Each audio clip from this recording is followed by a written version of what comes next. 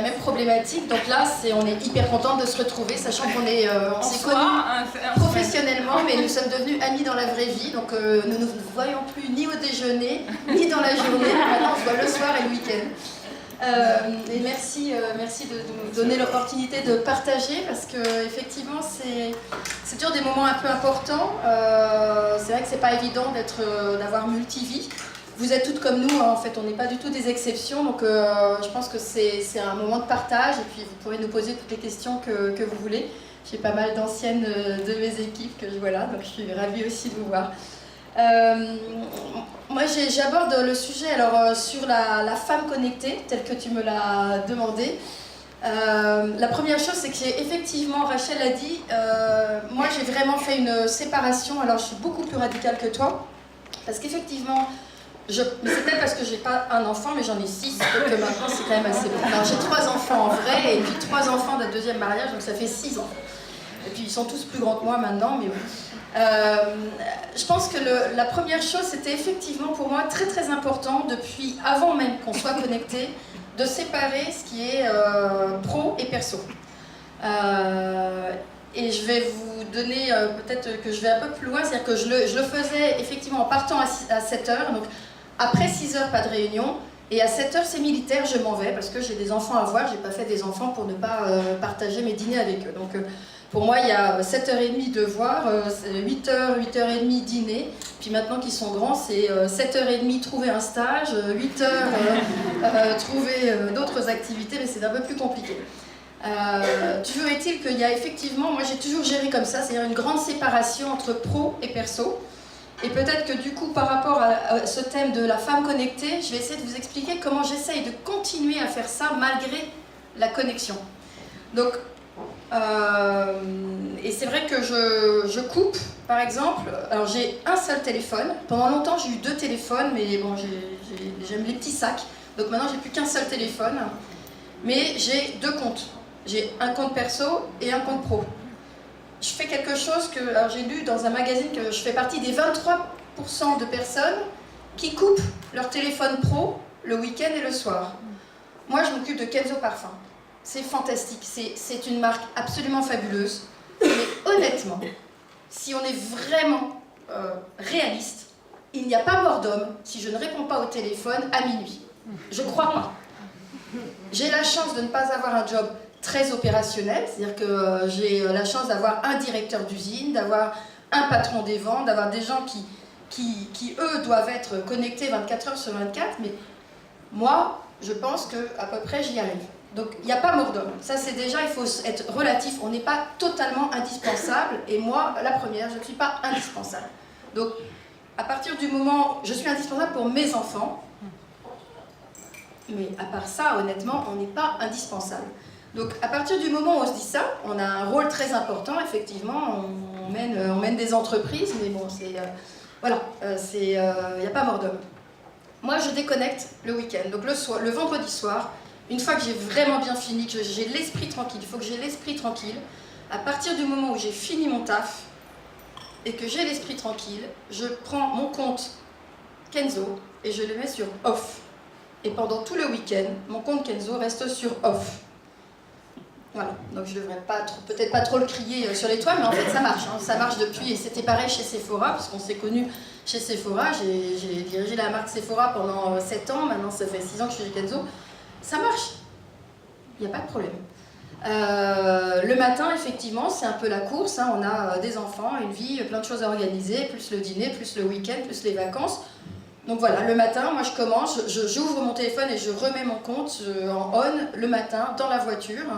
Alors effectivement, ça commence dans la voiture à 8h30 du coup, et ça finit dans la voiture, je quitte le bureau à 7h, je suis dans la voiture de 7h à 7h30, et ça continue jusqu'à 7h30. À 7h30, j'ouvre ma porte de voiture, j'éteins mon téléphone, je ferme, et je ne regarde plus ce qui se passe le soir.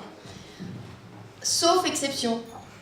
Mais il n'y en a pas beaucoup. Donc exception, c'est énorme réunion, c'est présentation à Bernard Arnault, c'est un problème opérationnel dans un pays qu'il faut résoudre, mais il n'y en a pas tant que ça. Donc ça, c'est une première chose, séparation assez claire de perso et pro.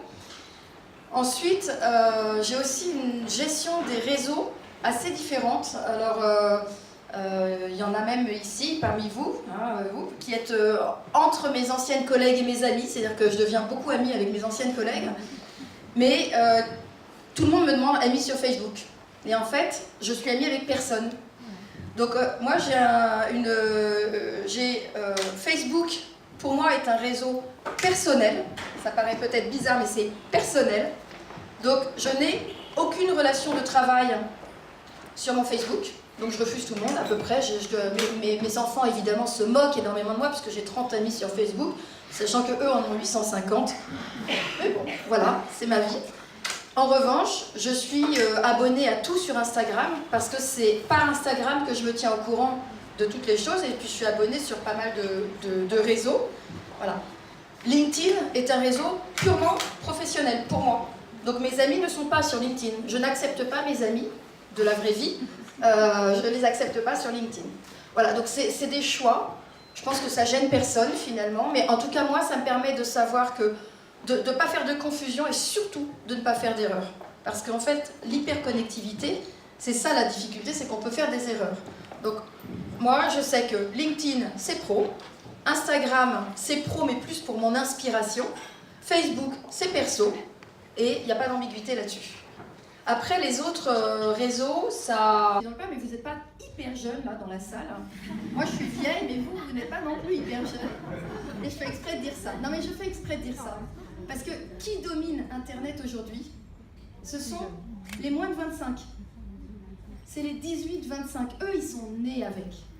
Nous, on n'est pas nés avec. Sauf, alors, je ne vois pas jusqu'au bout de la salle, hein, mais en gros, on n'est pas nés avec. Donc, on est toutes vieilles. Voilà, c'est dit. On est toutes vieilles.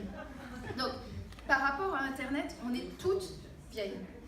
Donc, pour moi, il y a quelque chose qui est très important et qui est essentiel si on veut réussir dans le business aujourd'hui, c'est qu'on doit être ultra au courant de tout ce qui se passe. Alors moi, j'ai créé mes parades. Quand je ne sais pas faire quelque chose, je m'entoure de gens qui sont meilleurs que moi, dans tout. Donc, les meilleurs que moi, c'est les 18-25. Alors, j'ai fait 6 enfants, comme ça j'en ai 6 de 18 à 25 ans. Youhou! Vous rigolez, mais ils ont une mission, je leur ai donné une mission, c'est-à-dire qu'à chaque fois qu'ils me parlent d'un truc, je leur dis comment t'as vu ça, où est-ce que tu l'as vu, c'était quoi la pub, comment tu sais ça, gna gna gna gna gna. Et je déroule le fil jusqu'à ce que j'ai compris comment ils avaient entendu parler de cette marque ou quoi que ce soit. Donc mes enfants, bon, ils ne sont pas payés pour ça, mais bon, ils sont une source d'inspiration. La deuxième chose, c'est que je m'entoure au bureau ou ailleurs, parce qu'on ne trouve pas forcément dans ces équipes ce qu'il faut. Je m'entoure, je fais en sorte d'être connectée malgré moi. C'est-à-dire que j'ai pas envie d'aller sur Snapchat, ça m'ennuie, c'est un réseau que franchement ça m'ennuie. Je suis pas dedans, j'ai pas envie de raconter ma vie toutes les 30 secondes. Attendez, je suis sur mon téléphone, allez, je suis sur Snapchat, j'ai pas envie de ça.